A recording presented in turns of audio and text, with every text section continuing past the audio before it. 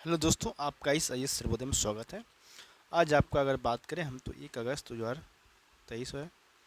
तो आज का जो हमारा इंपॉर्टेंट न्यूज़ होगा मैं आप लोगों के सामने डिस्कस करूंगा। कृपया आप लोगों से ये गुजारिश रहेगा कि आप लोग इस वीडियो को शुरू से लास्ट तक जरूर देखें और जितना हो सके आप इसको शेयर करने का प्रयास करेंगे। आज का जो देखा जाए कि पीटी के मेंस या इंटरव्यू के स्तर पर कौन सा न्यूज इंपॉर्टेंट है, उसके लेकर मैं आपको जिक्र कर रहा हूँ और उसको आप नोट्स बना सकते हैं सिलेबस के अकॉर्डिंग।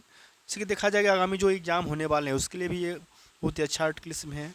मेंस के खास करके मेंस के तौर पे अगर देखा जाए तो चलिए देख ये कि मुद्दा अभी आपको चर्चा में है। देखा जाए कि मस्जिद नहीं ज्ञान व्यापी हैं, भीतर त्रिशूल और देव प्रतिमाएँ हैं। ये चीज़ें हैं क्या कि सबसे पहले ये समझेंगे कि जो ज्ञान व्यापी जो मंदिर है, इससे पहले भी हम लोगों ने न्यूज़ देखा है और उसको मैंने जिक्र किया भी है। तो कहा जा रहा है कि जो हाँ यूपी के जो सीएम हैं, हमारे मुख्यमंत्री जो हैं, का कहना है कि भगवान ने जिसे दृष्टि दिया हुआ देखे कि त्रिशूल मस्जिद के अंदर क्या कर रहा है। वहाँ ज्योतिर्लिंग है, देव प्रतिमाएं हैं, कोई दीवारें चिल्ला चिल्ला कर कह रहा है। उन्होंने कहा कि मुझे लगता है कि यह प्रस्ताव मुस्लिम समाज की तरफ से आना चाहिए कि अतीत में मतलब पहले अतीत में ऐतिहासिक गलती हुई है और उसका हम समाधान चाहते हैं। उनका कहना है कि ज्ञान व्यापी विवाद को सुलझाने के लिए हमने अपनी तरफ से कोई पहल नहीं किया है, लेकिन कोई पहल करना चाहेगा तो उस पर विचार जरूर करेंगे।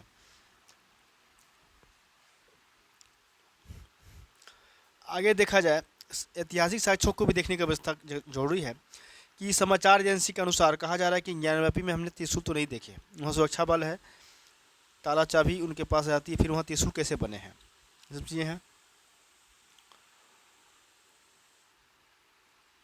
मणिपुर को लेकर बहुत ही चर्चा भी चल रहा है, चाहिए आपको जानकारी होगा कि मणिपुर में महिलाओं से हैवानियत की वीडियो वायरल है, सुप्रीम कोर्ट का कहना है। मतलब मणिपुर में हिंसा और महिलाओं की नग्न परेड के मामले में की जांच और पीड़िता के मामला दर्ज करने के बाद सुप्रीम कोर्ट एसआईटी गठन करने की बात कह रही है। सुप्रीम कोर्ट का और भी कहना है कि वह सेवानिवृत्त महिला न्यायाधीश और क्षेत्र के विशेषज्ञ एक कमेटी भी गठित करने पर विचार कर सकता है। जो पीड़ित महिला है उसे मिलकर उनके बातचीत और बयान दर्ज कर सकता है। ये भी चीज़ें हैं। आगे कहा जा रहा है कि मामले की सुनवाई चीफ जस्टिस जीवाई चंद्रचूड़ खुद कर रहे हैं। जस्टिस जेबी पाडेवाला और जस्टिस मनोज मिश्रा की पीठ ने किया है। कोर्ट ने मंगलवार को सुनवाई पर लगाने का आदेश देते हुए मणिपुर सरकार से राज्य में हुई हिंसा पर अब तक दर्ज करीब 6000 एफआईआर के मामले में सवाल उठाया है। कोर्ट ने कहा है कि एफआईआर दर्ज मामले में 14 दिन का समय क्यों लगा। कहना है कि 14 दिन एफआईआर करने में 14 दिन का समय क्यों लग गया उसमें,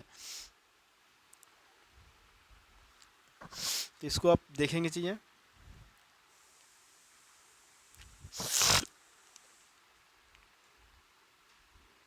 आगे चलें तो आगे का है हमारा रोहिणी आयोग का कार्यकाल खत्म हो रहा है। मतलब क्या है रोहिणी आयोग है क्या, तो अन्य पिछड़ा वर्ग ओबीसी की पिछड़ी जातियों का आरक्षण का लाभ दिलाने के लिए दिल्ली हाईकोर्ट की पूर्व मुख्य न्यायाधीश जस्टिस जी रोजनी की अध्यक्षता में गठित आयोग का कार्यकाल जो है वो सोमवार को खत्म हो रहा है, समाप्त हो रहा है। आयोग ने अभी औपचारिक रूप से कोई रिपोर्ट सरकार को नहीं दिया है, लेकिन सोमवार को इस संबंध में आयोग के अधिकारियों ने केंद्रीय सामाजिक न्याय एवं अधिकारिता मंत्री जो है वीरेंद्र कुमार के कार्यालय से संपर्क किया है। आयोग का कार्यकाल 31 जुलाई तक था।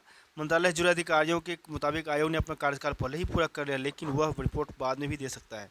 कार्यकाल खत्म होने के साथ रिपोर्ट सौंपने की कोई बात नहीं है। वैसे भी इस रिपोर्ट को काफ़ी संवेदनशील माना जा रहा है, ऐसे में इसको लेकर भी खुले तौर पर कुछ बोलने को तैयार नहीं है। जो सूत्र है उनका कहना है कि आयोग ने ओबीसी आरक्षण को 3 से 4 श्रेणियों में बांटने की सिफारिश किया है। इसे कब से और कैसे लागू करना है इसका फैसला सरकार को करना है। मौजूदा समय में ओबीसी की करीब 2700 जातियाँ हैं। अब समान नागरिक संहिता को लागू करने की दिशा में तेजी से बढ़ रहा है उत्तराखंड का कदम। मतलब इसमें अगर देखा जाए तो अंतर्राष्ट्रीय सीमाओं से सटे राज्य उत्तराखंड में समान नागरिक संहिता लागू करने की दिशा में भी सरकार अब तेजी से कदम उठाने जा रही है। सूत्रों के अनुसार जाने तो मुख्यमंत्री ने समान नागरिक जो संहिता का ड्राफ्ट तैयार कर विशेषज्ञ समिति को देकर और प्रधानमंत्री को अवगत कराया है। ये समझा जा रहा है कि समिति ने से ड्राफ्ट जो है उपलब्ध होते ही सरकार इसे लागू कर देगी। इसके बारे में समझेंगे तो कब क्या हुआ, तो 27 मई 2022 को समान नागरिक संहिता का ड्राफ्ट बनाने को विशेष गठित की गई थी। देखिए ऑनलाइन कोचिंग मनी लॉन्ड्रिंग मामले की ईडी ने जांच की शुरू। मतलब क्या कह रहा है कि आग प्रवर्तन निदेशालय ने ऑनलाइन कोचिंग मनी लॉन्ड्रिंग मामले की जांच शुरू कर दी, जिसके कोलकाता समेत देश के कई प्रमुख शहरों में ऑपरेटर हैं। ईडी की प्रारंभिक जांच से पता चला है कि कोचिंग रैकेट प्रतियोगी परीक्षा में सुनिश्चित सफलता का वादा करके उम्मीदवारों से नामांकन और पाठ्यक्रम शुल्क के रूप में भारी मात्रा में धन एकत्र करते थे। उन पैसों को हवाला के जरिए चीन भेज देते थे।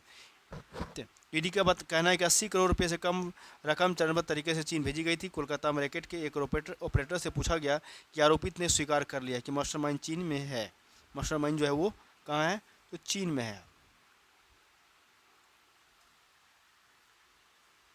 अब कहा जा रहा है 1987 के चुनाव में धांधली के कारण बिगड़े जम्मू कश्मीर के हालात। जम्मू कश्मीर के बारे में है। देखिए, मणिपुर हिंसा के बारे में और भी सदन में जो चर्चा चल रही है उसके बारे में थोड़ा जिक्र कर लें। कहा जा रहा है कि राज्यसभा में नियम 176 के तहत दी गई अनुमति विपक्ष ने नियम 267 के तहत चर्चा पर आ गया। मतलब कहा जा रहा है मणिपुर हिंसा पर चर्चा को लेकर संसद के दोनों सदन में सोमवार को फिर से जमकर हंगामा हो गया है। हालांकि दोनों ही सदन चर्चा के लिए तैयार थी। राज्यसभा में तो सभापति ने चर्चा को मंजूरी देते हुए शुरू भी करा दिया, लेकिन विपक्ष इस बात को लेकर आ रहा है कि उन्होंने जिन नियमों के तहत चर्चा की मांग की उसी के अनुसार चर्चा किया जाए। समझेंगे कि सोमवार को राज्यसभा में सभापति ने नियम 176 के तहत अल्पकालिक चर्चा की अनुमति देते हुए असम गण परिषद जो है कि जो वीरेंद्र कुमार बैस से इसकी शुरुआत करा दी, लेकिन विपक्ष के जोरदार हंगामे के चलते चर्चा आगे नहीं बढ़ सका। उनके विपक्ष का कहना था कि 64 सांसदों ने पत्र लिखकर 20 जुलाई को ही नियम 267 के तहत चर्चा की मांग की। इस पर जवाब सभापति का कहना है कि उनकी इस मांग को उसी दिन खारिज कर दिया गया। ऐसे में उनकी कोई मांग उनके पास लंबित नहीं है। इससे विपक्ष और आकर्षित हो गया, इस वजह से सदन चलने नहीं दिया गया। तो उसका कहना है विपक्ष का कि 267 आपको कि 267 के तहत चर्चा किया जाए नियम, और वैसा जो पक्ष के हैं वो लोग चर्चा करना नहीं चाहते हैं। इस बात से जोरदार हंगामा चल रही है सदन में। आगे चलेंगे दोस्तों कि आगे का क्या है और न्यूज तो देखा जाए। हालांकि मैंने आज बहुत दिनों बाद इसका आज हमारी वीडियो बन रही है, आपके सामने हम लोग आए हैं। ये तो आपका इन्वायरमेंट का न्यूज़ है, बहुत ही अच्छा कि भूमि को उपजाऊ बनाने की चुनौती क्या क्या फेस करनी पड़ रही है वर्तमान समय में। इसको आपको पढ़ना जरूरी होगा, इसको तैयार कर लेना। ये देखिए, तीसरी बड़ी अर्थव्यवस्था बनने की ओर भारत अभी बहुत ही बेहतरीन आर्टिकल है ये।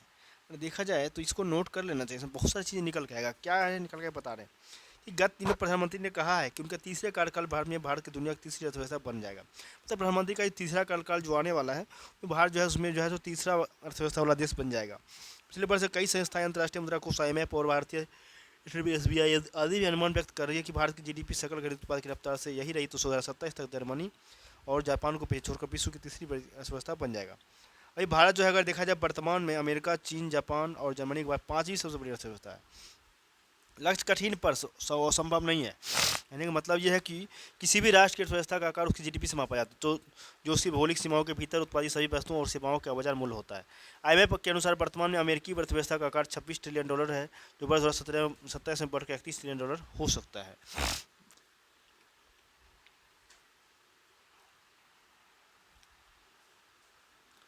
तब वैश्विक अर्थव्यवस्था में इसकी हिस्सेदारी 24% हो सकती है। इसी प्रकार चीन की अर्थव्यवस्था का आकार अभी $19 ट्रिलियन है, जो 2022 में 27 में बढ़कर $25.7 ट्रिलियन हो सकता है। वैश्विक GDP में इसका योगदान 20% हो सकता है। तीसरे नंबर पर जब ही जापान है, जिसकी अर्थव्यवस्था का आकार $4.5 ट्रिलियन है, जो वर्ष 2027 में बढ़कर $5.07 ट्रिलियन हो सकता है। चौथे नंबर पर जर्मनी है, जिसकी अर्थव्यवस्था का आकार $4.3 ट्रिलियन है, जिसके साल 2027 तक बढ़कर $4.9 ट्रिलियन होने का अनुमान है। वहीं भारत का अर्थव्यवस्था अगर अभी वर्तमान में देखा जाए $3.7 ट्रिलियन है, जो वर्ष 2027 में बढ़कर $5.2 ट्रिलियन हो सकता है। इस हिसाब से भारत 2027 में GDP के आकार में के हिसाब से दुनिया की तीसरी अर्थव्यवस्था बन जाएगा। ये चीज़ें कहा जा रहा है।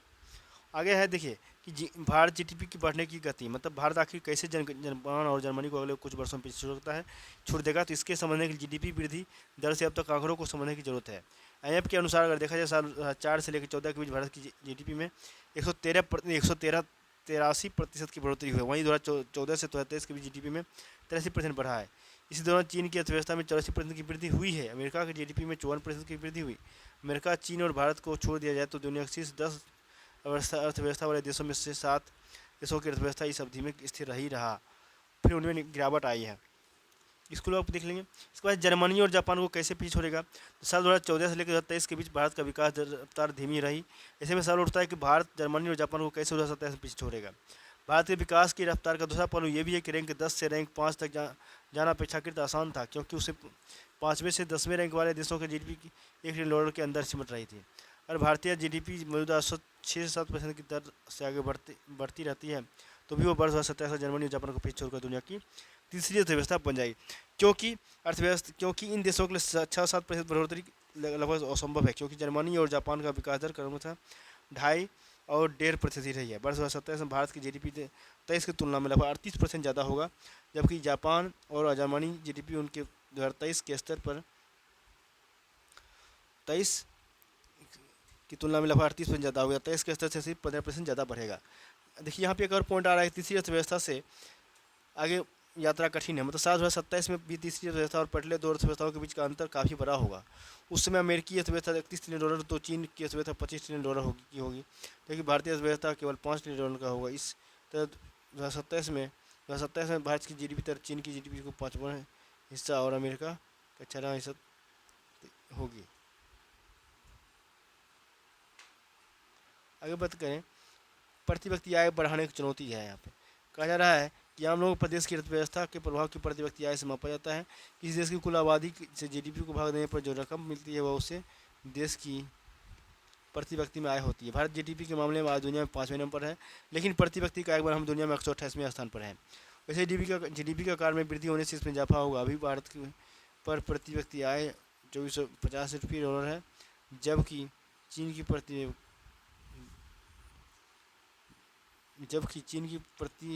व्यक्ति आय $720 है। प्रति व्यक्ति आय के मामले में बांग्लादेश भी भारत से आगे है। पर कैपिटा इनकम की अगर बात करें तो हमसे बांग्लादेश भी आगे है। तो इसको आप पढ़ लेंगे, इस आर्टिकल को, बहुत ही अच्छा आर्टिकल है। धन के समान वितरण की समस्या है दिया हुआ है कि समस्या क्यों आ रही है, भारत की क्यों आ रही है, क्योंकि भारत में जीडीपी वृद्धि दर का आम लोगों से ज़्यादा लाभ नहीं मिलेगा। एक का कारण धन का असमान वितरण भी है। भारत में धन का वितरण कितना असमान है, इसके बारे में ऑक्सफैम की रिपोर्ट की प्रकाश डालती है। इसके अनुसार भारत में 1% लोगों के पास देश की 40% संपत्ति है। देखिए 1% लोगों के पास कितना, 40% संपत्ति है भारत में। इसी वजह से ऐसा हो रहा है।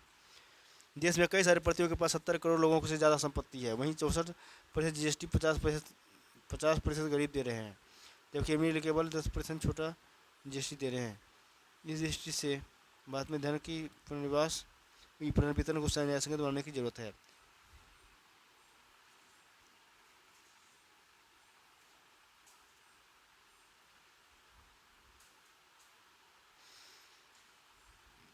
पूरी दुनिया में होगा भारत के यूपीआई का दबदबा। मतलब क्या, इकोनॉमिक स्पेस पर हम लोग आ गए।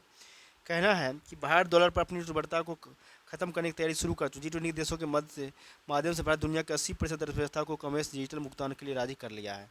रूस और संयुक्त यूएई के साथ स्थानीय करेंसी में व्यापक शुरू करने पर रजामंदी हो चुकी है, और जल्द ही इंडोनेशिया के साथ भी स्थानीय करेंसी में कारोबार शुरू हो सकता है। अफ्रीका के कई देश भी रुपये के कारोबारों के लिए अपनी दिलचस्पी दिखा चुके हैं। G20 देशों के बीच इस बात को लेकर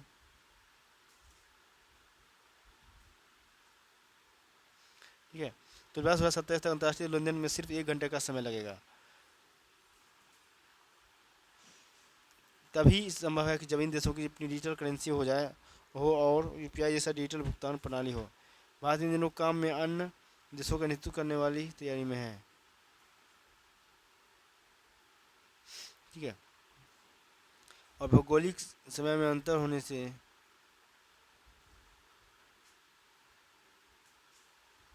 आगे चलते हैं। अंतर्राष्ट्रीय ट्रांजेक्शन के लिए society of world of wide interbank financial telecommunication Swift बोलते हैं उसका इंग्लिश में शॉर्ट नेम, प्रणाली का प्रयोग इस्तेमाल होता है। स्विफ्ट भुगतान के लिए वैश्विक प्रणाली में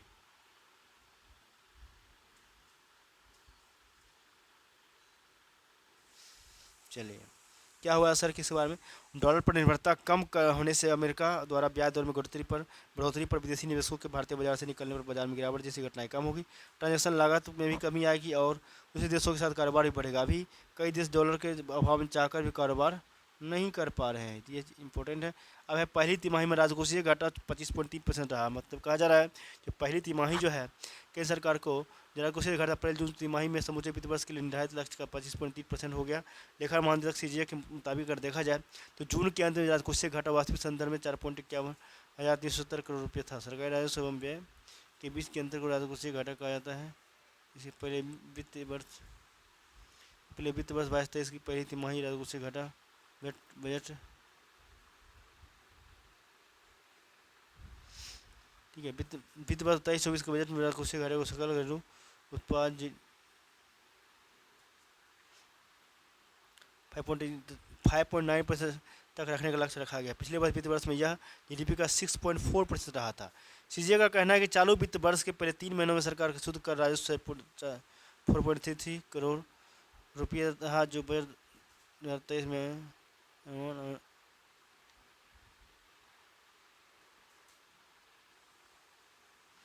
चलिए यहाँ तक हम लोग कर लिए। चलिए आगे चलते हैं। कर्ज के मुकाबले जमा पर बढ़ा ब्याज, मतलब कहा जा रहा है कि अब तक ब्याज दरों को तय करने में प्रमुख भूमिका निभाने वाले रेपो रेट में 250 आधार अंकों को वृद्धि की जा चुकी है। आमतौर पर रेपो रेट में बढ़ोतरी होने का असर कर्ज को दोनों पर ज़्यादा पड़ता है, लेकिन इसका असर बैंकों में स्थायी जमा बैंकिंग स्कीमों पर भी दिखता है। पिछले एक वर्ष के आंकड़ों पर देखा जाए तो इस बार बैंकों का जोर जमा स्कीमों को आकर्षित बनाने पर ज़्यादा है। बता दें कि मई 2022 से जून 2023 के बीच आम जनता के लिए से नई जमा स्वीकार करने के लिए बैंकों की तरफ से जमा दरों में 231 मतलब 2.31% की औसतन वृद्धि हो गई है, जबकि नए कर्ज की दरों में बढ़ोतरी 1.3% की खड़ी है। ब्याज दरों में बदलाव का यह दौर भी जारी है और अब बैंक जमा दरों से ज़्यादा कर्ज की दरों में बढ़ाने लगे हैं।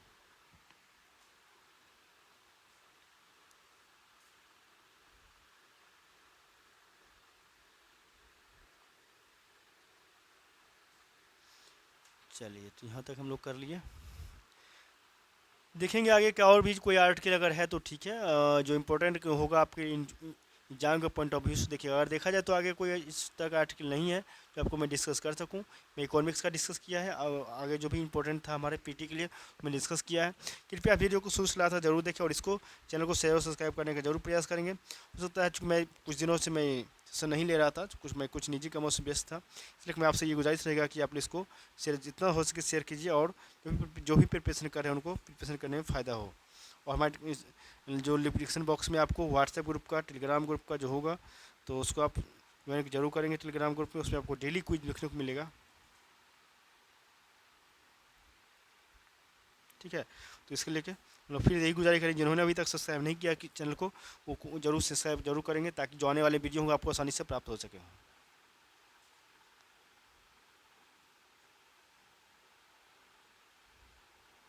ठीक है, चलिए तो हम लोग फिर नेक्स्ट सेशन मिलते हैं।